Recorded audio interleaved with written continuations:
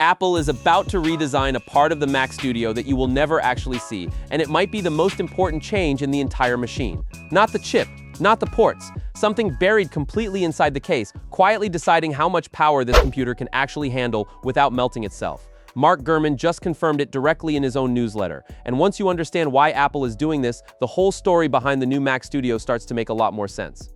Here is the headline detail first. The silver box sitting on your desk is staying exactly the same on the outside. Same shape, same size, no external redesign at all.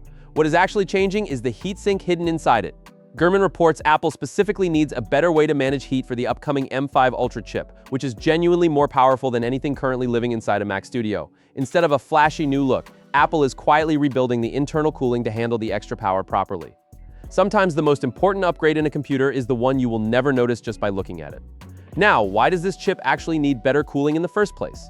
Apple builds Ultra chips by fusing two Max chips together, and the M5 Ultra is expected to land somewhere around 36 CPU cores paired with a genuinely massive 80 GPU cores. But there is something more interesting happening architecturally too.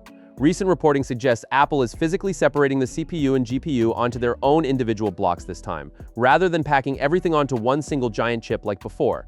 Apple is calling this approach fusion architecture. Splitting things up like that generally means better efficiency and more flexibility in how power gets distributed across the chip, which is exactly the kind of change that also explains why the cooling system needs a proper rework alongside it. Here's a detail that genuinely surprised a lot of people, including some of Apple's own reviewers. The current M4 Max, sitting inside Apple's newest MacBook Pro right now, actually beats the old M3 Ultra in raw CPU performance already. But the M3 Ultra still wins in certain heavy graphics workloads purely because it has significantly more GPU cores to throw at the problem.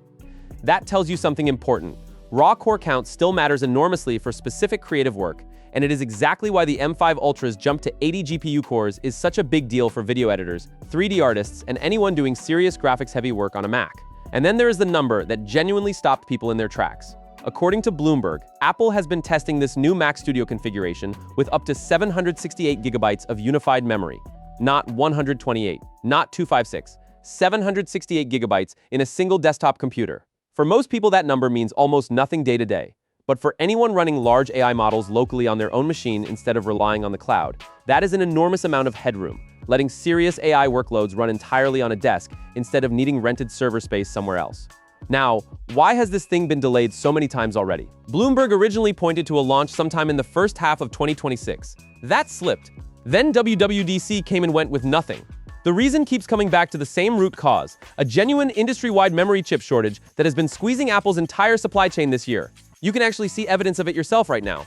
Current Mac Studio configurations are already showing delivery estimates stretching out as long as 10 weeks, meaning an order placed today might not even arrive until well into the fall. Current reporting now points to an October 2026 launch window for the M5 Ultra Studio, alongside a more standard M5 Max option as well. And there is a longer-term piece to this story too.